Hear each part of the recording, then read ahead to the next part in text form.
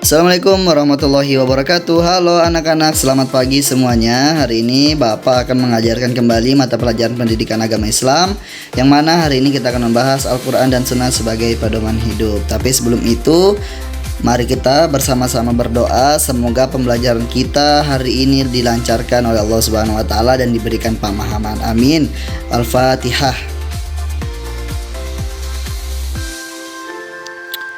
Amin. Alhamdulillah.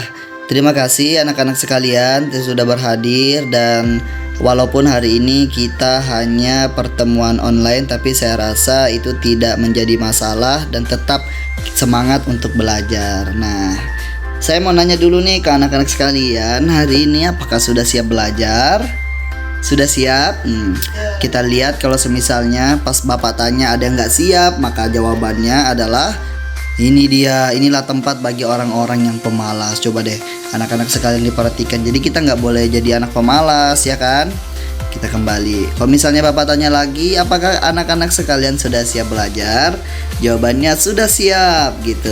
Nah, langsung kita pencet. Nah, di sini ada daftar isinya dan poin-poin ini akan kita pelajari bareng-bareng. Kita mulai dari yang pertama, anak-anakku sekalian, kita harus belajar dan Bapak akan memberitahukan tentang tujuan pembelajaran kita. Buat apa sih kita belajar hari ini dan tujuannya ini? Yang pertama, nanti anak-anak sekalian harus mampu membaca, menulis, menghafal dan menjelaskan dari Quran surah An-Nisa ayat 59 dan Quran surah An-Nahl ayat 64.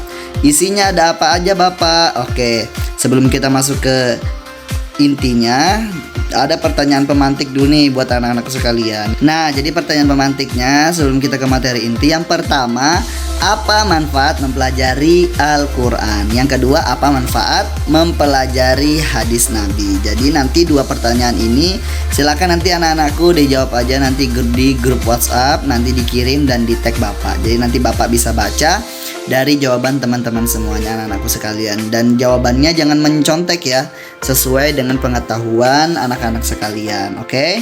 Selanjutnya kita ke materi inti. Untuk materi kita ini sebenarnya kita belajar apa aja, Bapak? Yang pertama, Bapak akan jelaskan ke anak-anak sekalian tentang ayat dari Quran surah An-Nisa ayat 59. Oke.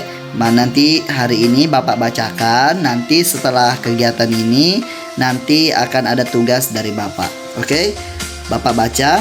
A'udzu billahi minasyaitonir rajim.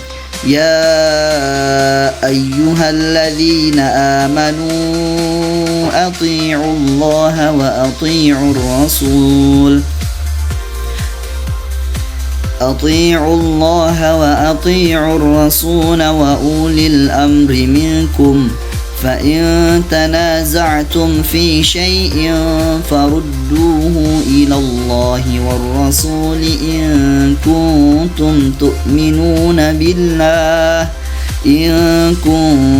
تؤمنون بالله واليوم الآخر ذلك خير وأحسن تأويلا. Shadaqallahul azim. Nah, itu tadi ayatnya. Sekarang kita lihat terjemahnya.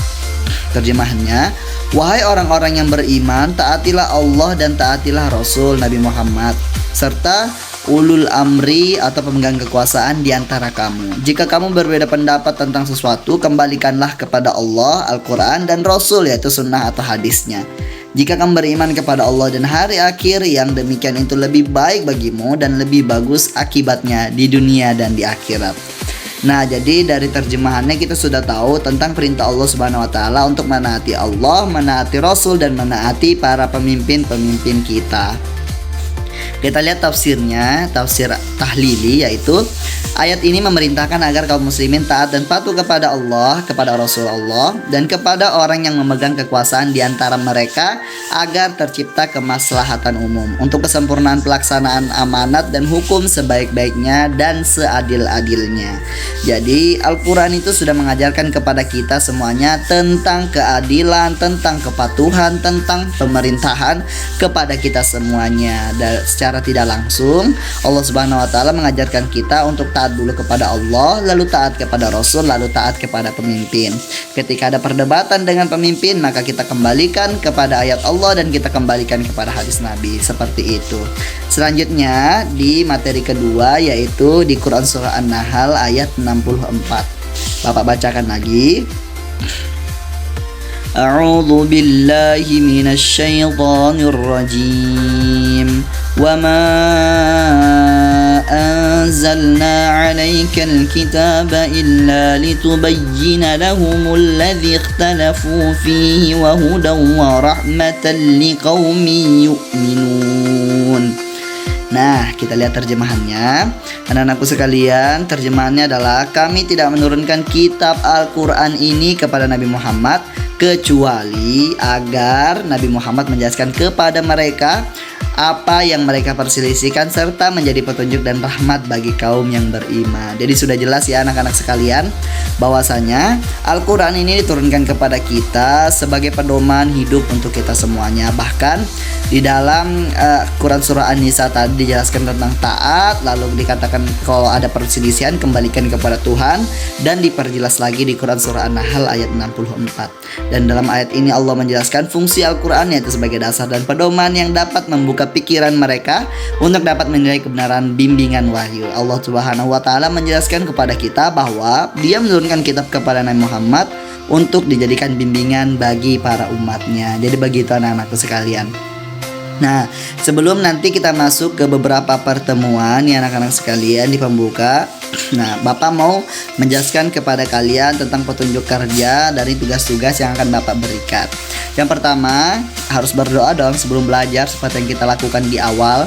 Yang kedua, mari kita perhatikan tugas-tugas ini dengan teliti dan jangan terburu-buru. Jadi nanti dikerjakannya santai aja, slow aja, asalkan selesai dan bisa selesai dengan tepat waktu dan juga bisa selesai dengan baik. Seperti itu. Yang ketiga, anak-anak sekalian harus mengerjakan sendiri tanpa mencontek.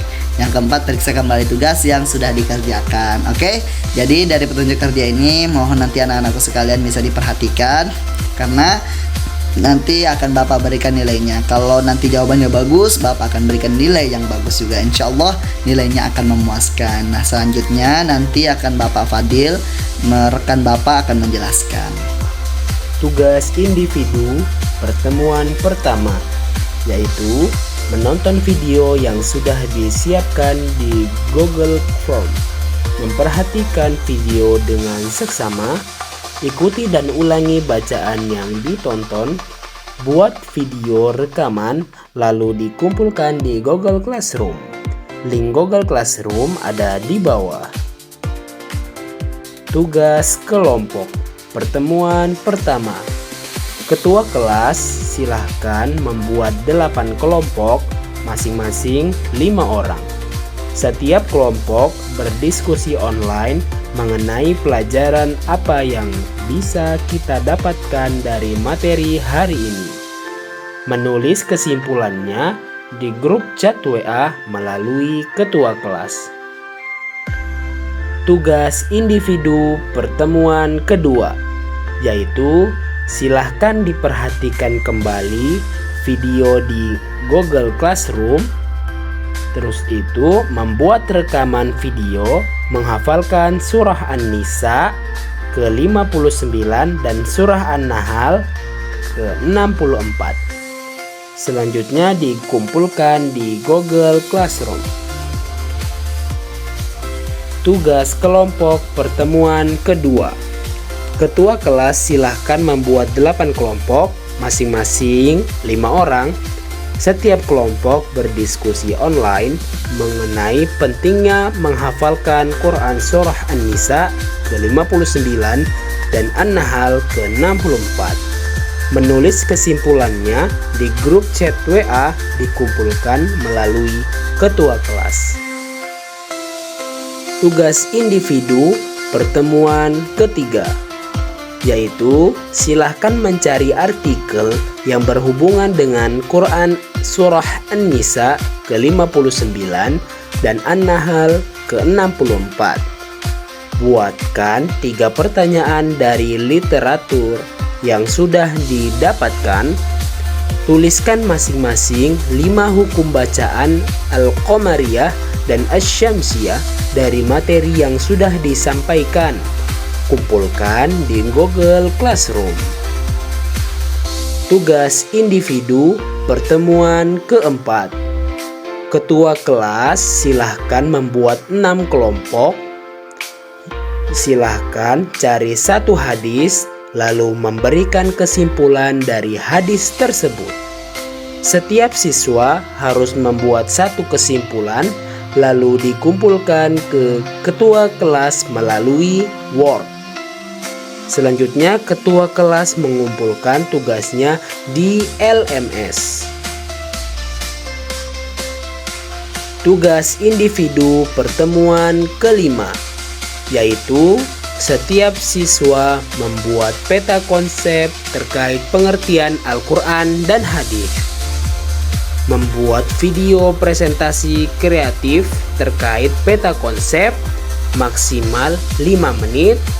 Selanjutnya mengumpulkan tugasnya masing-masing di LMS. Terima kasih.